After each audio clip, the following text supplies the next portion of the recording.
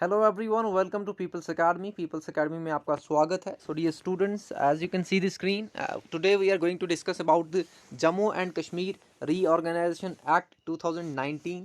2019 में जो ये रीऑर्गेनाइजेशन एक्ट आया, जिसके through state of Jammu and Kashmir की बाइफर्केशन की गई, एंड क्या प्रोविजंस हैं इस एक्ट में, एंड इस एक्ट के थ्रू किस तरह के पावर्स अब union territory of Jammu and Kashmir को and union territory of Ladakh को मिले हैं। ये सारी चीज़ें हम इसको डिस्कस करेंगे। एंड अगर आप चैनल पर पहली बार हैं तो चैनल को सब्सक्राइब करें एंड बाकी लोगों से शेयर करें। जो पीडीएफ है लेक्चर्स की, ये आपको telegram channel of people's academy पे मिल जाएगी। उसका लिंक जो है वो डिस्क्रिप्शन में है। तो चलिए शुरू करते हैं।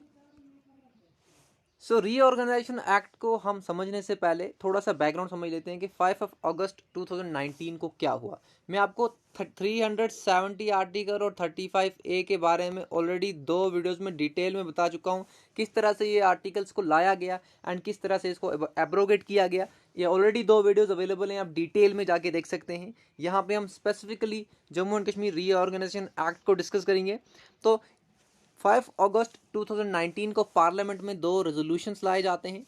एक रेजोल्यूशन ये कहता है कि 370 के सारे क्लॉजेज जो होंगे shall cease to be operative, यानी कि आज से 370 के सारे क्लॉजेज जो हैं इन ऑपरेटिव हो जाएंगे, सीज हो जाएंगे। सिर्फ 370 में एक चीज़ रहेगी, वो ये रहेगी कि all the provisions of Indian constitution shall apply to the state of Jammu and Kashmir. अब सिर्फ 370 में यही है कि 370 में सिर्फ ये लाइनें लिखी हुई हैं कि जम्मू एंड कश्मीर में अब आज से इंडियन कॉन्स्टिट्यूशन के सारे क्लॉजेज और आर्टिकल्स और प्रोविजंस जो हैं वो अप्लाई होते हैं। और दूसरा प्रोविजन ये था, रेजोल्यूशन ये था कि पार्लियामेंट में Jammu and Kashmir state reorganisation bill को इंट्रोड्यूस किया गया प्रेसिडेंट के द्वारा। एंड इस बिल के द्वारा bifurcation of state of Jammu and Kashmir हुई, जिसमें 2 यूनियन टेरिटरीज बनाई गई। अब यहाँ पे एक और चीज़ मैं आपको पहले भी बता चुका हूँ, थोड़ा सा रिपीट कर लेते हैं कि जब भी किसी स्टेट की बाइफर्केशन की जाती है तो उस स्टेट की लेजिस्लेटिव असेंबली से पूछा जाता है। लेकिन जम्मू एंड कश्मीर में ये सीन नहीं था। क्यों? क्योंकि 2018 में जब यहाँ पे प्रेसिडेंट रूल लगा था तो प्रेसिडेंट रूल में ये बात लिखी हुई थी कि जम्मू एंड कश्मीर या फिर कोई भी स्टेट जिसमें प्रेसिडेंट रूल लगता है, वहाँ की लेजिस्लेटिव असेंबली के पावर्स पार्लियामेंट के पास चले जाते हैं। तो अब लेजिस्लेटिव असेंबली के पावर्स पार्लियामेंट के पास थे। इट मीन्स अब रिकमेंडेशन किसी चाहिए थी, पार्लियामेंट की रिकमेंडेशन चाहिए थी, तब जाके जम्मू एंड कश्मीर स्टेट का बाइफर्केशन होता। तो पार्लियामेंट तो चाहता ही था कि बाइफर्केशन हो, 370 को हटाया जाए। तो ये रेजोल्यूशन के थ्रू क्या हुआ, एक तो 370 आर्टिकल को हटाया गया, दूसरा रीऑर्गेनाइजेशन बिल को प्रेजेंट किया गया एंड इसके through state of Jammu and Kashmir की बाइफर्केशन की गई। अब जो ये एक्ट है, ये तो यहाँ पे बिल था, बाद में प्रेसिडेंट ने इसको असेंट दिया एंड ये एक्ट बन गया। फिर एक्ट में डिफरेंट प्रोविजंस हैं जो हम आज डिस्कस करेंगे। तो चलिए शुरू करते हैं। एंड यहाँ पे हमारे पास ये ऑलरेडी मैं आपको बता चुका हूँ, मिनिस्ट्री ऑफ होम अफेयर्स के द्वारा ये Jammu and Kashmir reorganisation bill जो है, ये सबसे पहले राज्यसभा में 5 अगस्त को आई, वहाँ पे पास हुई। फिर 6 अगस्त को लोकसभा में पास की गई है। 9 अगस्त को इसको प्रेसिडेंट ने असेंट दी और ये बन गया Jammu and Kashmir state reorganisation act. अब इस एक्ट के थ्रू क्या हुई, bifurcation of Jammu and Kashmir state हुई, जिसमें 2 यूनियन टेरिटरीज अब बना दी गई। एंड इसके साथ साथ एक और चीज़, ये एक्ट जो है ये इन्फोर्स कब किया गया, 31 अक्टूबर 2019। ये सरदार पटेल का बर्थ एनिवर्सरी है। इसको नेशनल यूनिटी डे भी कहा जाता है, ये आप याद रखेंगे। नेशनल यूनिटी डे पे क्यों इसको इन्फोर्स किया गया, ये पोर्ट्रे करने के लिए कि इंडिया जो है कि यूनिटी है और इंडिया में कोई भी अलग नहीं रह सकता, क्योंकि special power of Jammu and Kashmir state जो को मिले थे एंड ये थोड़ा सा बाकी स्टेट से डिफरेंट था। लेकिन अब ये बिल्कुल ही इंटीग्रेट हो गया था इंडियन यूनियन के साथ कंप्लीटली, क्योंकि अब इंडिया का कॉन्स्टिट्यूशन भी यहाँ पे अप्लाई होता था। क्योंकि 370 के हटने से पहले सिर्फ 2 article of Indian constitution Jammu and Kashmir पे अप्लाई होते थे, आर्टिकल 1 एंड आर्टिकल 370। चलिए ठीक है। अब इसके बाद हमारे पास एक और चीज़ है कि ये Jammu and Kashmir reorganisation act जो है, इसमें 14 पार्ट्स हैं, 103 सेक्शंस हैं। जिस तरह से इंडियन कॉन्स्टिट्यूशन में आर्टिकल्स हैं, उसी तरह से इस एक्ट में सेक्शंस हैं एंड 5 स्केड्यूल्स भी हैं। तो ये सारी चीज़ें ही हम डिस्कस करने जा रहे हैं। अब मैं आपको यहाँ पे एक और चीज़ बता दूं कि 103 सेक्शन सारे हम डिस्कस नहीं करेंगे। कुछ सिग्निफिकेंट सेक्शंस हैं जिनको हम डिस्कस करेंगे, कुछ ऐसे सेक्शंस हैं जिनको हम स्किप करेंगे, क्योंकि ऐसे वीडियो बहुत ज़्यादा लंबा हो जाएगा। So let's start and let's understand the reorganisation act part wise and section wise. तो सबसे पहले हमारे पास है पार्ट 1। पार्ट 1 में 2 सेक्शंस हैं, सेक्शन 1 एंड 2। एंड इस पार्ट 1 की जो टाइटल है दैट इज प्रिलिमिनरी। अब प्रिलिमिनरी टाइटल में यहाँ पे सिर्फ 2 सेक्शन है। तो पहले सेक्शन में नाम दिया है Jammu and Kashmir reorganisation act का, कि इस एक्ट का नाम क्या होगा, Jammu and Kashmir reorganisation act 2019। And दूसरा सेक्शन कहता है, ये डेफिनेशंस को बताता है कि इस एक्ट में जो टर्म्स यूज की गई हैं उनका मीनिंग क्या है। आर्टिकल टर्म अगर यूज की गई है तो उसका क्या मीनिंग है, इलेक्शन कमीशन वर्ड यूज हुआ है तो इसका क्या मीनिंग है, लेजिस्लेटिव असेंबली टर्म यूज हुई है तो इसका क्या मीनिंग है, ट्रांसफर टेरिटरी का क्या मीनिंग है, लेफ्टिनेंट गवर्नर का क्या मीनिंग है। तो सेक्शन 2 मीनिंग्स बताता है, इतना ज्यादा सिग्निफिकेंट नहीं है ये। इसके साथ पार्ट 2 जो है इसमें 2 to 7 3 to 7 यहाँ पे सेक्शन है। एंड ये यहाँ पे state of Jammu and Kashmir की रीऑर्गेनाइजेशन की बात करता है। So part 2 deals with the reorganisation of state of Jammu and Kashmir.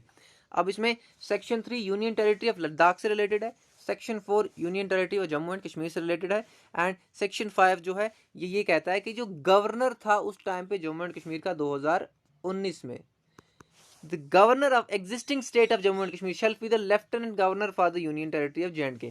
तो जो 2019 में एक्ट से पहले गवर्नर था J&K का, अब वही होगा lieutenant governor of union territory of Jammu and Kashmir. I hope this is clear. And जो सेक्शन 6 है ये कहता है amendment to schedule 1 of the union Indian constitution, sorry. तो अब देखें सेक्शन 6 यहाँ पे कहता है कि भाई इंडियन कॉन्स्टिट्यूशन का जो शेड्यूल 1 है उसको अमेंड किया गया है। अब ये शेड्यूल 1 क्या है, शेड्यूल 1 में होते हैं यूनियन टेरिटरीज और स्टेट्स के नाम। तो अब क्या हो गया, पहले सेक्शन 1 में क्या होता, सेक्शन 1 में पहले होता the state of Jammu and Kashmir नाम, लेकिन अब ये 2 यूनियन टेरिटरीज बन गई हैं तो नाम भी चेंज होगा। इसीलिए शेड्यूल 1 में अब नाम चेंज होके क्या हो गया, union territory of Jammu and Kashmir, union territory of Ladakh. ठीक है, तो सेक्शन 6 जो है ये बात करता है शेड्यूल 1 ऑफ इंडियन कॉन्स्टिट्यूशन की अमेंडमेंट की, क्योंकि शेड्यूल 1 में नाम होते हैं। अब नाम चेंज हो गए तो यहाँ भी शेड्यूल 1 में भी नाम हमें चेंज करने। तो इस तरह से section 6 amendment of schedule 1 of Indian constitution की बात करता है। इसके बाद हमारे पास आता है पार्ट 3। पार्ट 3 जो है it start from section 8 to section 57। ठीक है, सबसे बड़ा पार्ट है ये रीऑर्गेनाइजेशन एक्ट का, और ये बात करता है रिप्रेजेंटेशन इन द लेजिस्लेचर्स के डिफरेंट लेजिस्लेचर्स में क्या रिप्रेजेंटेशन होगी Jammu and Kashmir union territory की एंड लद्दाख यूनियन टेरिटरी की। तो यहाँ पे ये सेक्शन 8 बात करता है amendment to schedule 4 of Indian constitution. अब शेड्यूल 4 हमने देखना है। सबसे पहले हमने क्या देखा था, शेड्यूल 1 ऑफ इंडियन कॉन्स्टिट्यूशन जिसमें क्या है, नाम होते हैं स्टेट एंड यूनियन टेरिटरीज के। अब शेड्यूल 4 जो है इसमें क्या है, इसमें ये होता है कि किस स्टेट या यूनियन टेरिटरी से कितनी सीट्स होंगी राज्यसभा में, किसमें, राज्यसभा में कितनी सीट्स होंगी, ये दिया होता है शेड्यूल 4 में। इंडियन कॉन्स्टिट्यूशन के 4th शेड्यूल में राज्यसभा की सीट्स हैं स्टेट्स वाइज, और राज्यसभा को ही काउंसिल ऑफ स्टेट्स कहा जाता है। तो सेक्शन 8 बात करता है कि भाई 4th schedule of Indian constitution को अमेंड किया जाएगा। अब क्योंकि वहां पे पहले क्या थी, पहले वहां पे जम्मू एंड कश्मीर स्टेट के मेंबर्स होते थे राज्यसभा में। अब वहां पे क्या होगा, अब वहां पे अलग अलग यूनियन टेरिटरीज के मेंबर हो सकते हैं, इसलिए हमें शेड्यूल 4 को क्या करना है, अमेंड करना है। सेक्शन 9 ये कहता है कि जो 4 एग्जिस्टिंग मेंबर्स थे जम्मू एंड कश्मीर स्टेट के जो कि राज्यसभा में थे, अब वो Jammu and Kashmir union territory को रिप्रेजेंट करेंगे। यानी कि राज्यसभा में पहले जम्मू एंड कश्मीर स्टेट के 4 लोग होते थे, लेकिन अब वो 4 लोग जो होंगे वो union territory of Jammu and Kashmir के होंगे वहां पे। सेक्शन 10 ये कहता है कि 5 मेंबर्स जो होंगे J&K यूटी के वो लोकसभा में होंगे, और 1 मेंबर जो होगा लद्दाख यूटी का वो लोकसभा में होगा। यानी लोकसभा में हाउस ऑफ पीपल जिसको कहा जाता है, इसमें 5 लोग होंगे जम्मू एंड कश्मीर यूटी से एंड 6 लोग होंगे लद्दाख यूटी से। पहले क्या था, पहले लोकसभा में जम्मू एंड कश्मीर स्टेट के मेंबर्स होते हैं, लेकिन अब अलग अलग यूटी के मेंबर होंगे। ये सेक्शन 10 हमें बताता है। इसके बाद एक और इंपॉर्टेंट सिग्निफिकेंट सेक्शन है सेक्शन 13। ये बात करता है कि आर्टिकल 239 जो है इंडियन कॉन्स्टिट्यूशन का, ये जिस तरह से पुडुचेरी की यूनियन टेरिटरी पे एप्लीकेबल है उसी तरह से J&K पे होगा एप्लीकेबल। अब एक और चीज मैं आपको बता दूं कि 3 यूनियन टेरिटरीज है हमारे पास, दिल्ली, पुडुचेरी एंड जम्मू एंड कश्मीर भी अब हो गया है। ये 3 ऐसी यूनियन टेरिटरीज हैं जिनका अपना लेजिस्लेटिव असेंबली है, बाकी किसी भी यूनियन टेरिटरी की लेजिस्लेटिव असेंबली नहीं है। तो इसीलिए यहाँ पे बताया गया है कि 239A आर्टिकल जो है ये पुडुचेरी पे जिस तरह से अप्लाई होता है उसी तरह से ये जम्मू एंड कश्मीर पे अब अप्लाई होगा, और अब Jammu and Kashmir union territory की भी अपनी लेजिस्लेटिव असेंबली होगी। देन सेक्शन 14 हमारे पास है कि जम्मू एंड कश्मीर का एक एडमिनिस्ट्रेटर होगा जिसको लेफ्टिनेंट गवर्नर कहा जाएगा, एंड जम्मू एंड कश्मीर की एक लेजिस्लेटिव असेंबली भी होगी, एंड इसके साथ जम्मू एंड कश्मीर में 107 सीटें होंगी। जम्मू एंड कश्मीर की लेजिस्लेटिव असेंबली में 107 सीटें होंगी, जिसमें से 24 जो होंगी वो वैकेंट होंगी, क्योंकि ये पाकिस्तान ऑक्यूपाइड कश्मीर की सीटें भी इंक्लूड करके बताते हैं, लेकिन वैकेंट रखी जाती हैं। I hope this is clear. This is section 14 talking about lieutenant governor, legislative assembly and the seats in the legislative assembly. Then section 15 कहता है कि भाई जो लेफ्टिनेंट गवर्नर है इसके पास ये पावर्स हैं कि ये 2 वुमेन को नॉमिनेट कर सकता है। कैन नॉमिनेट मतलब जरूरी नहीं है कि हमेशा नॉमिनेट करे, लेकिन नॉमिनेट कर सकता है। अगर इसको लगे कि नहीं वुमेन्स को रिप्रेजेंट करना चाहिए तो ये नॉमिनेट कर सकता है। देन 16 ये बताता है कि क्वालिफिकेशन क्या है members of legislative assembly of Jammu and Kashmir UT. तो 2 क्वालिफिकेशन मेजर हैं, एक तो सिटीजन होना चाहिए, एक तो 25 साल का उम्र होनी चाहिए, इससे कम नहीं होना चाहिए।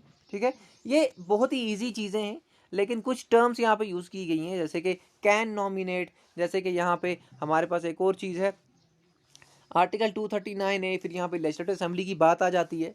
तो ये कुछ इंपॉर्टेंट टर्म्स हैं जो आपको याद रखनी है समझ के। देन हमारे पास इसी पार्ट में यानी कि पार्ट 3 में हमारे पास है सेक्शन 17 जो कि बात करता है टर्म ऑफ लेजिस्लेटिव असेंबली की, कि लेजिस्लेटिव असेंबली कितने टाइम के लिए होगी, तो 5 साल के लिए होगी। ठीक है, एंड इसके साथ साथ अगर यहाँ पे इमरजेंसी लगती है आर्टिकल 352 ऑफ इंडियन कॉन्स्टिट्यूशन के थ्रू, देन लेजिस्लेटिव असेंबली को 1 साल के लिए बढ़ाया जा सकता है। ठीक है, can be extended for a period of 1 year at a time, एक टाइम पे एक ही साल के लिए बढ़ाया जा सकता है। एंड जब इमरजेंसी हटाई जाएगी, term shall not be extended beyond a period of 6 months after the proclamation has been ceased to operate। अब क्या है कि लेजिस्लेटिव असेंबली जो लेजिस्लेटिव असेंबली थी वो इमरजेंसी की वजह से उसकी टर्म क्या की गई थी, बढ़ाई गई थी। फॉर एग्जांपल पहले 5 साल थी, इमरजेंसी लग गई 6 साल हो गई, अब इमरजेंसी हटा दी गई। तो जब इमरजेंसी हटाई जाएगी तब से लेके 6 महीने तक ही वहाँ पे इलेक्शंस नहीं हो सकते, उसके बाद इलेक्शन कराने पड़ेंगे। ठीक है, तो लेजिस्लेटिव असेंबली की टर्म जो है जैसे ही इमरजेंसी ख़त्म होगी, इमरजेंसी हटने से लेके 6 मंथ्स तक ही वो ज़्यादा से ज़्यादा अब एक्सटेंड की जा सकती है, यानी कि इमरजेंसी के बाद 6 महीने के अंदर अंदर फिर से इलेक्शन कराने हैं। This is legislative assembly regarding the term and the provisions of emergency में 1 साल के लिए बढ़ा दी जाती है term. And then prorogation and dissolution of assembly, section 18 बात करता है प्रोरोगेशन एंड डिसोल्यूशन। तो क्या होता है कि लेफ्टिनेंट गवर्नर के पास ये पावर होते हैं कि वो टाइम टू टाइम सेशंस कराता है असेंबली के। ठीक है, जिस तरह से प्रेसिडेंट सेशंस कराता है पार्लियामेंट के। अब ये सेशंस इनको कहते हैं समन करना, कि बुलाना हर एक सेशन में, और 2 सेशन के बीच में 6 महीने का गैप मैक्सिमम से मैक्सिमम हो सकता है, इससे ज़्यादा नहीं हो सकता। जैसे पार्लियामेंट में है winter session, budget session, monsoon session, इसी तरह से लेजिस्लेटिव असेंबली में भी सेशंस होते हैं जिनको समन करता है कौन, लेफ्टिनेंट गवर्नर। और 2 और टर्म्स हैं जैसे प्रोरोग एंड डिसॉल्व। प्रोरोग होता है फॉर एग्जांपल लेजिस्लेटिव असेंबली के किसी भी सेशन को क्या कर देना, सेशन को पूरी तरह से टर्मिनेट कर देना। फॉर एग्जांपल जैसे कि विंटर सेशन है तो लेफ्टिनेंट गवर्नर के पास ये पावर्स हैं कि वो पूरे विंटर सेशन को टर्मिनेट कर देगा। तो पूरे विंटर सेशन को टर्मिनेट करने का मतलब है प्रोरोग करना। अब डिसॉल्व करना क्या है, डिसॉल्व करना है कि पूरी लेजिस्लेटिव असेंबली को ही खत्म कर देना और नए इलेक्शंस करवाना, ये है डिसोल्यूशन। डिसोल्यूशन और प्रोरोगेशन में फ़र्क है। प्रोरोगेशन में सिर्फ सेशन को हम क्या करते हैं, हम करते हैं टर्मिनेट करते हैं, लेकिन डिसोल्यूशन में असेंबली को ही ख़त्म कर दिया जाता है। ये आप ध्यान रखना, ये है सेक्शन 18।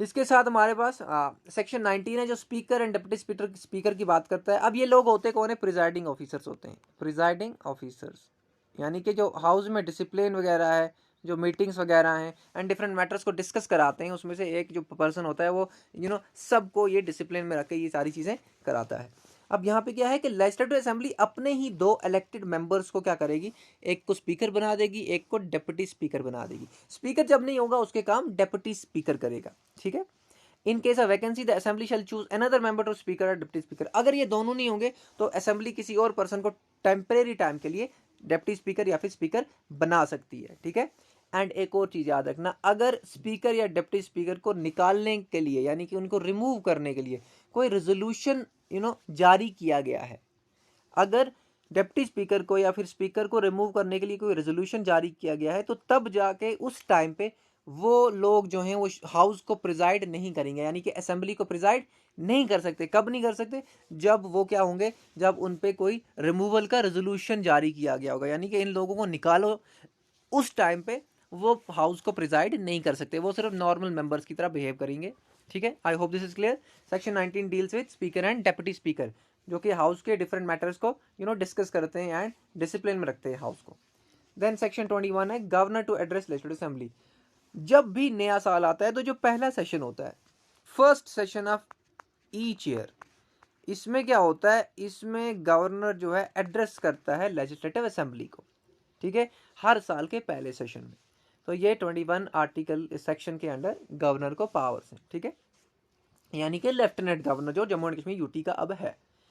सेक्शन 22 ये कहता है कि एक होता है एडवोकेट जनरल स्टेट में या फिर यूनियन टेरिटरी में, एक होता है मिनिस्टर्स। अब इन दो के डिफरेंट राइट्स जो हैं वो लेजिस्लेटिव असेंबलीज में हैं, एंड वो यहाँ पे बात की जा रही है कि advocate general of union territory of Jammu and Kashmir shall have the right to speak और take part in the legislative assembly but is not entitled to vote. तो देखिए, एडवोकेट जनरल जो होता है एक लॉ ऑफिसर होता है, एंड ये लेजिस्लेटिव असेंबली में बैठ सकता है, वहाँ के मैटर्स की डिस्कशन में जा सकता है, बस इसको एक राइट नहीं होता कि ये वोट नहीं कर सकता, यानी कि एडवोकेट जनरल वोट नहीं कर सकता। ठीक है, वोट नहीं कर सकता, लेकिन मिनिस्टर्स कर सकते हैं। एडवोकेट जनरल और मिनिस्टर्स में ये फर्क होता है कि एडवोकेट जनरल असेंबली में जा तो सकता है पर वोट नहीं कर सकता, मिनिस्टर्स जा भी सकते हैं और वोट भी कर सकते हैं। ठीक है, आप ये याद रखेंगे, 22 सेक्शन में ये दिया हुआ है। देन 23 सेक्शन में दिया है कि लेफ्टिनेंट गवर्नर के क्या राइट्स हैं। तो lieutenant governor time to time legislative assembly को एड्रेस करता रहेगा, और जब भी उसकी मर्जी हो वो मेंबर्स ऑफ लेजिस्लेटिव असेंबली को बुला सकता है and different matters of public importance पे डिस्कस कर सकता है। यानी कि जब भी उसे मेंबर्स चाहिए होंगे वो उनकी अटेंडेंस बुलाएगा कि सारे मेंबर्स को हाउस में बुलाओ, असेंबली में बुलाओ, वो सारे मेंबर्स को आना पड़ेगा। ये पावर्स हैं लेफ्टिनेंट गवर्नर को under section 23 of Jammu and Kashmir reorganisation act. 24 है oath and affirmations. Oath and affirmations यानी कि जो शपथ लेते हैं मिनिस्टर्स, तो मिनिस्टर्स शपथ लेते हैं, और मिनिस्टर्स को ओथ कौन दिलाएगा? Lieutenant governor of Jammu and Kashmir. ठीक है, मिनिस्टर्स एंड मेंबर्स दोनों को ओथ दी जाती है। जैसे ही इलेक्शंस हुए और वो एमएलएज बन गए, यानी कि मेंबर ऑफ लेजिस्लेटिव असेंबली बन गए, उनको एक ओथ लेनी है, और ओथ कौन दिलाएगा? Lieutenant governor. ये किस में दिया हुआ है? सेक्शन 24 में। And then we have section 25 जिसमें वोटिंग की बात की जाती है। कोई भी मैटर जो होगा लेजिस्लेटिव असेंबली में वो वोटिंग से डिसाइड होगा, और वोटिंग क्या होगी? Majority of the votes of present and voting. Present and voting का मतलब क्या है? फॉर एग्जाम्पल कोई मैटर है, उस पर वोटिंग करनी है, लेकिन वोटिंग डिसाइड कैसे होगी? Majority of votes present and voting, यानी कि अगर 100 लोग हैं लेजिस्लेटिव असेंबली के और प्रेजेंट उसमें से सिर्फ 70 हैं, ठीक है 70 हैं, और इनमें से वोट सिर्फ 60 कर रहे हैं, ठीक है वोट सिर्फ 60 कर रहे हैं, तो प्रेजेंट एंड वोटिंग यहाँ पे हो गया 60। प्रेजेंट एंड वोटिंग 70 नहीं है, 70 प्रेजेंट है लेकिन वोट नहीं कर रहे हैं, 60 प्रेजेंट भी हैं और वोट भी कर रहे हैं, तो इसकी मेजॉरिटी क्या होगी? इसकी मेजॉरिटी होगी 31। 31 इज द मेजॉरिटी ऑफ 60, तो 31 वोट चाहिए होंगे, यानी कि इस तरह से मैटर्स डिसाइड होते हैं।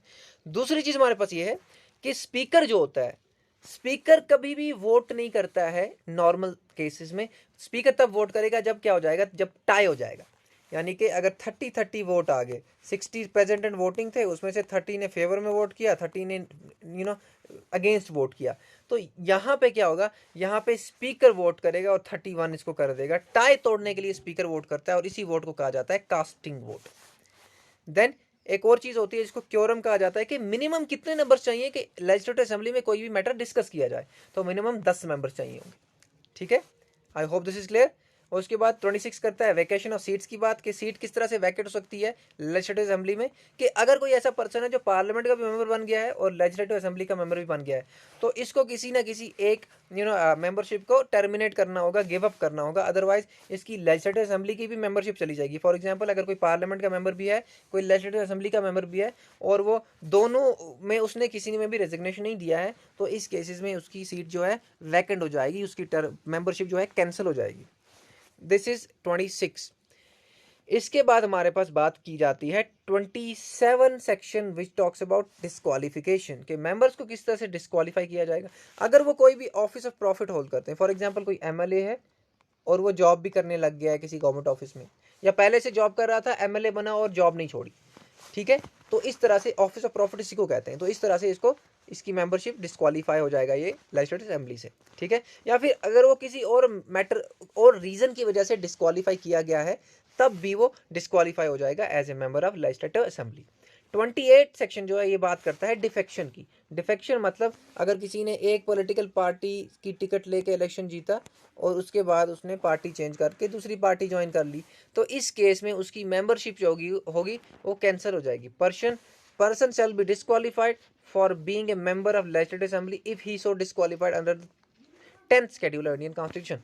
और डिफेक्शन की बात जो है किस में है, इंडियन कॉन्स्टिट्यूशन के 10th शेड्यूल में। रीऑर्गेनाइजेशन एक्ट अलग से डिफेक्शन की बात नहीं करता है, वो यही कहता है कि अगर कोई member 10th schedule of Indian constitution जो कि डिफेक्शन को डील करता है उसके थ्रू अगर कोई डिस्क्वालीफाइड है तो वो लेजिस्लेटिव असेंबली की मेंबरशिप से भी डिस्क्वालीफाई हो जाएगा। आई hope this is clear. Penalties मतलब अगर कोई ऐसा मेंबर है जिसने अभी ओथ नहीं ली है और ना ही वो पूरी तरह से क्वालिफाई कर रहा है लेजिस्लेटिव असेंबली में बैठने के लिए, और फिर भी वो लेजिस्लेटिव असेंबली में बैठ रहा है और वोट कर रहा है, तो उसको हर दिन का 500 रुपया फाइन लगेगा, ठीक है। पहले ओथ लेनी है, उसके साथ साथ बाकी सारी क्वालिफिकेशन पूरी होनी चाहिए, फिर जाके अब असेंबली में बैठ सकते हो और वोट कर सकते हो। ऐसे बैठोगे तो हर दिन का 500 रुपया, ठीक है। इसके बाद हमारे पास है सेक्शन 30 जो कि powers and privileges of members की बात करता है, और एक पावर यहाँ पे ये देता है कि फ्रीडम ऑफ स्पीच है सारे एमएलएज को लेजिस्लेटिव असेंबली में, कुछ भी बोल सकते हैं वो, फ्रीडम ऑफ स्पीच, ठीक है।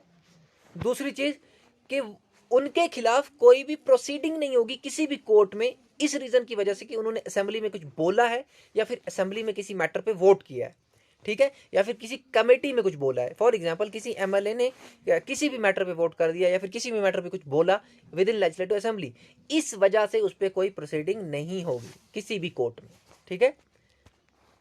देन 32 हमारे पास है कि लेजिस्लेटिव असेंबली के कुछ पावर्स हैं स्टेट लिस्ट में। देखें स्टेट लिस्ट में क्या होता है, 3 लिस्ट होती हैं, यूनियन लिस्ट, स्टेट लिस्ट और कंकरेंट लिस्ट।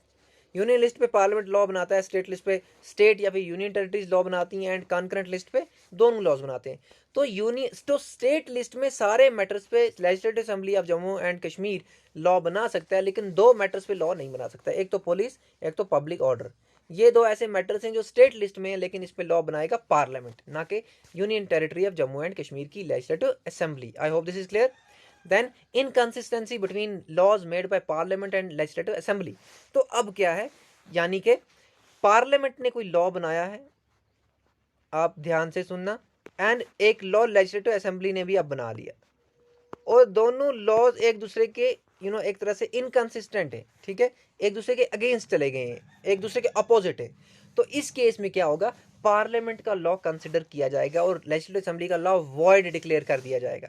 लेकिन एक एक्सेप्शन है कि अगर लेजिस्लेटिव असेंबली का कोई लॉ है और पार्लियामेंट का कोई लॉ है और फिर भी ये एक दूसरे से इनकंसिस्टेंट, लेकिन ये जो लॉ है इसको प्रेसिडेंट की एसेंट भी मिल चुकी है, इस केस में क्या होगा कि इस लॉ को वॉइड नहीं किया जाएगा, ये लॉ रहेगा, ठीक है। फिर से बताता हूं, अगर 2 लॉज हैं लेजिस्लेटिव असेंबली का और पार्लियामेंट ऑफ इंडिया का, एक दूसरे के अपोजिट है, तो नॉर्मल केसेस में पार्लियामेंट के लॉ को अप्रूव किया जाएगा, माना जाएगा, लेजिस्लेटिव असेंबली के लॉ को कैंसिल किया जाएगा, ठीक है। बट अगर लेजिस्लेटिव असेंबली ने क्या किया था, प्रेसिडेंट के लिए रिजर्व किया था कोई भी लॉ और प्रेसिडेंट ने उसको एसेंट भी दे दी थी, उस केस में लेजिस्लेटिव असेंबली का वो लॉ जो है वो वॉइड नहीं होगा, उसको कंसिडर किया जाएगा। दिस इज 35 का inconsistency between laws made by parliament and legislative assembly.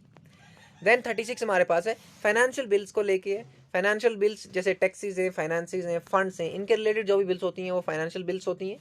And यहाँ पे ये क्या कहता है कि कोई भी फाइनेंशियल बिल लेजिस्लेटिव असेंबली में नहीं मूव की जाएगी बगैर लेफ्टिनेंट गवर्नर की रिकमेंडेशन के। बहुत इंपॉर्टेंट है, याद रखना। 36 क्या कहता है कि financial bills and special provisions वाली बिल्स जो हैं ये लेजिस्लेटिव असेंबली में बगैर लेफ्टिनेंट गवर्नर के रिकमेंडेशन के अप्रूव नहीं होगी, मूव नहीं होगी।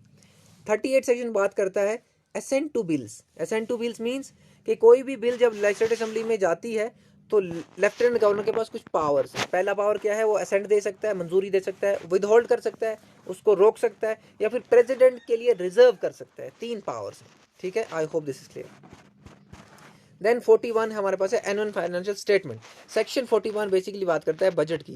हर एक स्टेट या फिर यूनियन टेरिटरी का बजट होता है हर साल, एंड वो बजट जो है उसको एनुअल फाइनेंशियल स्टेटमेंट कहा जाता है। एंड वो लेफ्टिनेंट गवर्नर किसके आगे प्रेजेंट करता है, लेजिस्लेटिव असेंबली के सामने प्रेजेंट करता है, ठीक है। इसको एनुअल फाइनेंशियल स्टेटमेंट कहा जाता है।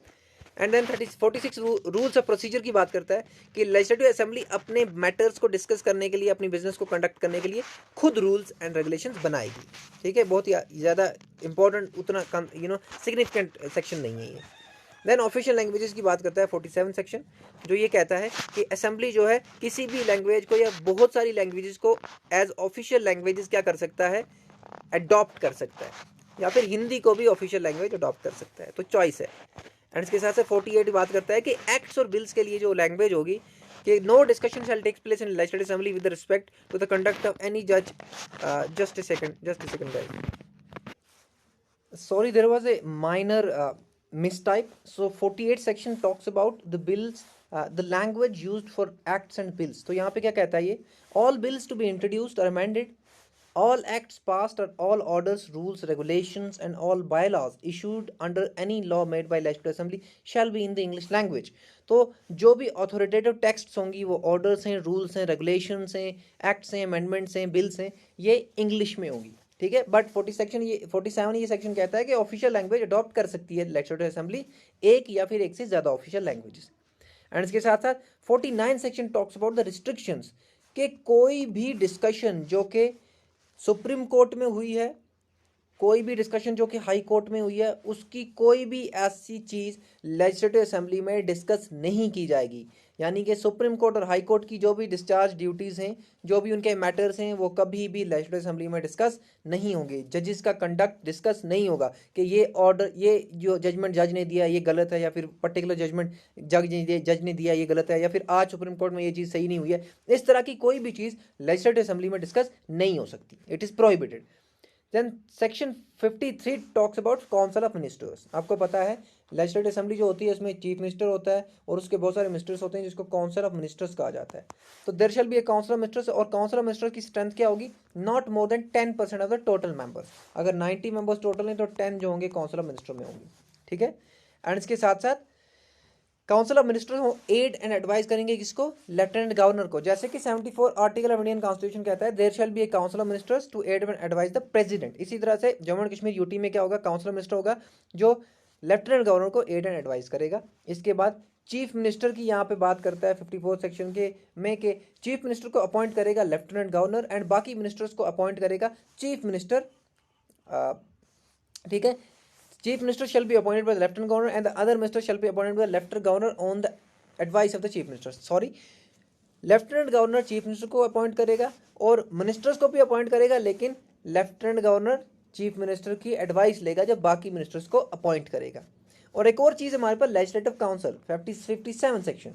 लेजिस्लेटिव काउंसिल क्या है कि हर स्टेट में, ठीक है, 2 हाउसेज हो सकते हैं। एक होता है लेजिस्लेटिव असेंबली और होता है लेजिस्लेटिव काउंसिल, लेकिन ज़रूरी नहीं है कि हर स्टेट में इस तरह से हो, हर यूनियन टेरिटरी में इस तरह से हो। देयर आर ओनली 7 स्टेट जिनके पास लेजिस्लेटिव काउंसिल भी है और लेजिस्लेटिव असेंबली भी है। लेकिन जम्मू एंड कश्मीर की लेजिस्लेटिव काउंसिल जो है ये एबॉलिश कर दी गई है under section 57 of reorganisation act, ठीक है। इट हैज़ बीन एबॉलिश्ड, अब यहाँ पे सिर्फ लेजिस्लेटिव काउंसिल ही है।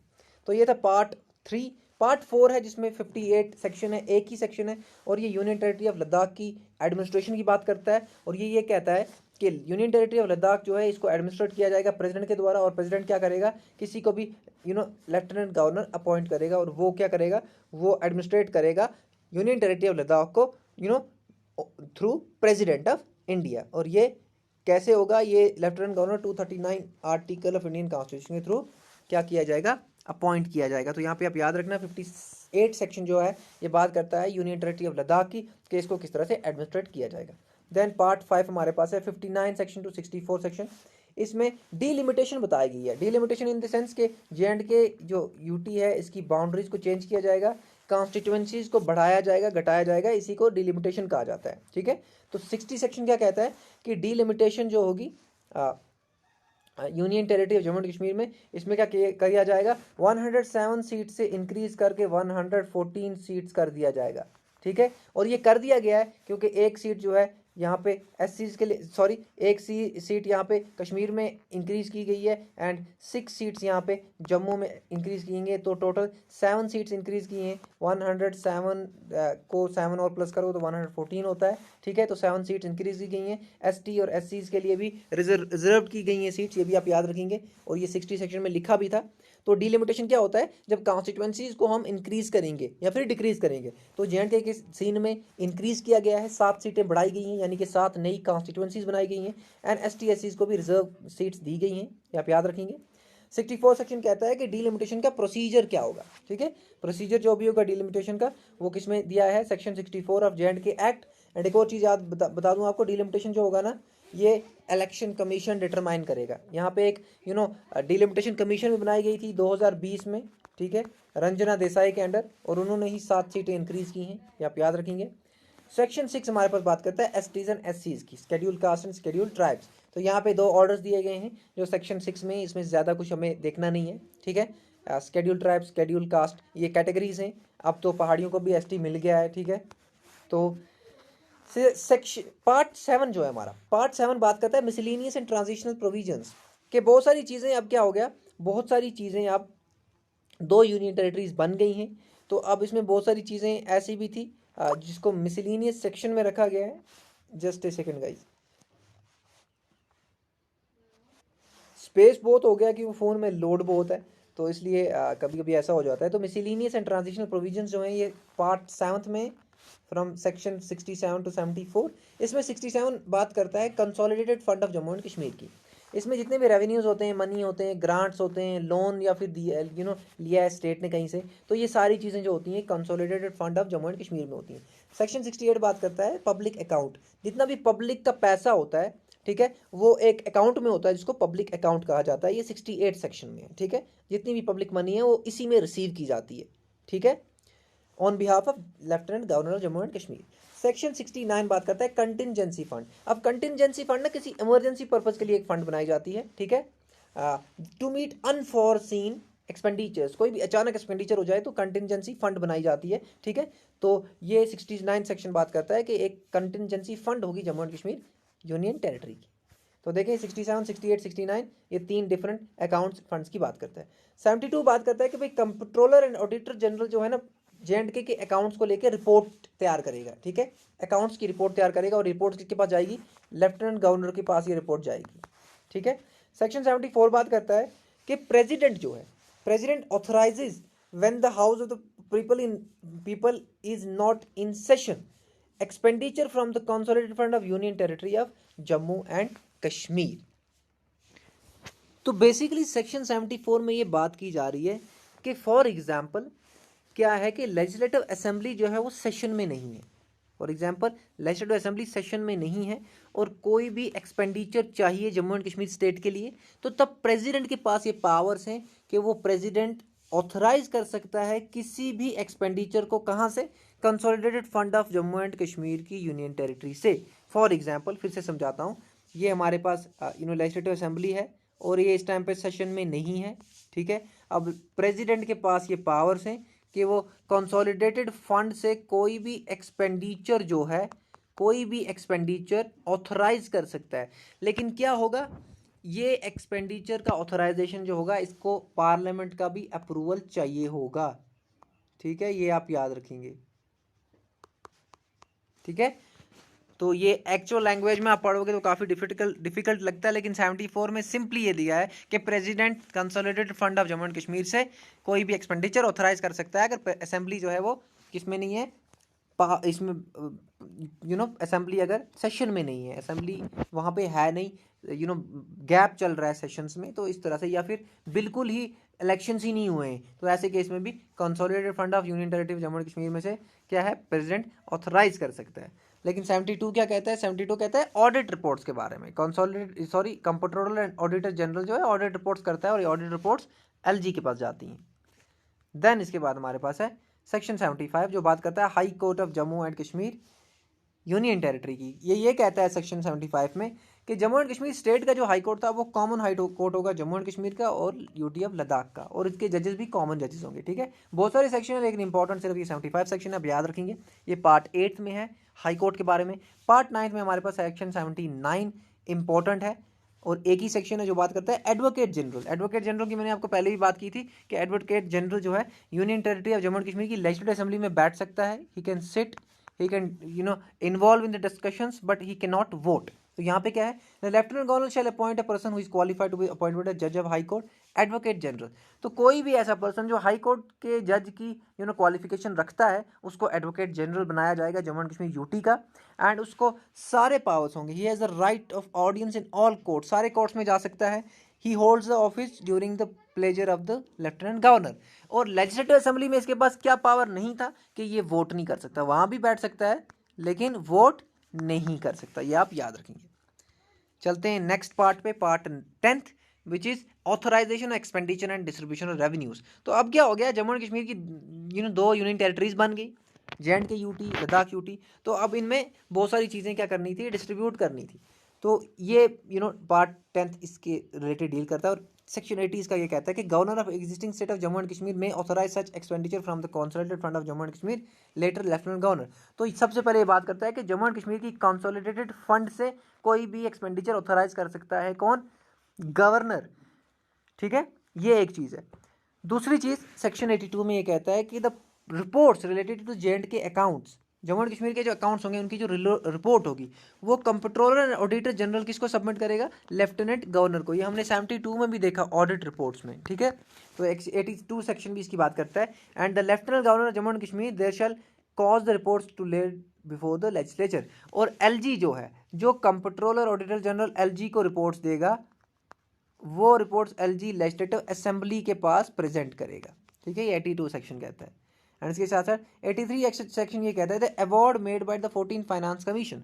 देखिए, हर 5 साल के बाद एक फाइनेंस कमीशन बनाया जाता है। जे.एंड.के स्टेट में भी फाइनेंस कमीशन बनाया जाता था, एंड बाकी इंडिया में भी फाइनेंस कमीशन बनाया जाता है। तो जो finance commission 14th finance commission था, ठीक है, और उसके द्वारा जो भी फंड्स अलोकेट की गई थी state of Jammu and Kashmir को, वो डिस्ट्रीब्यूट की जाएंगी यूनियन टेरिटरी ऑफ जे.एंड.के में और यूनियन टेरिटरी ऑफ लद्दाख में। फॉर एग्जांपल 14 फाइनेंस कमीशन ने 100 करोड़ या फिर 1000 करोड़ डिस्ट्रीब्यूट किया था। ठीक है, अब वो 1000 करोड़ जे.एंड.के स्टेट को दिया था, लेकिन वो अब उसमें से 500 करोड़ जो होगा, या फिर डिपेंड करता है कितना दिया जाएगा, लेकिन दिया जरूर जाएगा। ठीक है, 500 करोड़ लद्दाख यूटी को, 500 करोड़ जम्मू एंड कश्मीर यूटी को, या फिर डिपेंड करता है किस तरह से वो डिस्ट्रीब्यूशन हुई होगी। लेकिन ये 83 सेक्शन में है कि 14 फाइनेंस कमीशन की जो अवार्ड था, जो भी फंड्स एलोकेट की गई थी, वो दोनों यूनियन टेरिटरीज में डिस्ट्रीब्यूट होंगी। सेक्शन 11 हमारे पास है, बात करता है अपॉर्चनमेंट ऑफ एसेट्स एंड लायबिलिटीज। अब एसेट्स एंड लायबिलिटीज मतलब कितने एसेट्स हैं, कितने अपनी चीज़ें हैं जे.एंड.के के पास, और कितने कर्जे हैं जे.एंड.के पे, इनको भी क्या किया जाएगा, अपॉर्चनमेंट इनकी की जाएगी। इट मीन्स कि the provisions of this part shall apply in relation to the apportionment of the assets and liabilities the existing state Jammu and Kashmir between the successor union territory of J and K and the successor union territory of Ladakh. यानी जितने भी asset होंगे वो दोनों union territories में बांटे जाएंगे, और जितनी भी कर्जे होंगे वो भी दोनों यूनियन टेरिटरीज में बांटे जाएंगे कि भाई कर्जा भी आप अपना अपना चुकता करो, और जो आपके एसेट्स हैं वो भी हम आपको डिस्ट्रीब्यूट करके दे देंगे दोनों यूनियन टेरिटरीज में।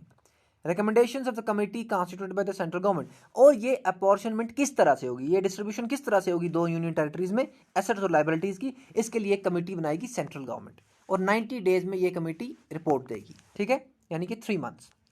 देन पार्ट 12 जो बात करता है कॉरपोरेशंस एंड बाकी मैटर्स की, कि सेंट्रल गवर्नमेंट जो है वो किसी भी ऑर्डर के थ्रू क्या करेगी, एस्टैब्लिश करेगी एक एडवाइजरी कमेटी, या फिर एडवाइजरी कमेटी से ज़्यादा, जो कि 90 डेज में, ठीक है, जब वो अपॉइंट की जाएगी, बनाई जाएगी, तब से लेकर 90 डेज में क्या करेगी, apportionment of asset rights and liabilities जो होंगी कंपनीज की या फिर कॉरपोरेशंस की, और जो भी इश्यूज होंगे फाइनेंशियल कॉरपोरेशन को लेके, उनके रिगार्डिंग जितने भी चीज़ें होंगी वो एक एडवाइजरी कमेटी के द्वारा क्या किया जाएगा, रिजॉल्व किए जाएंगे वो इशू, चाहे वो एसेट राइट्स एंड लायबिलिटीज़ की अपॉर्चनमेंट है, या फिर वो financial corporation of Jammu and Kashmir की इश्यूज़ के रिलेटेड कोई भी मैटर है, तो ये एडवाइजरी कमेटी देखेगी इन चीज़ों को। ठीक है, I hope this is clear.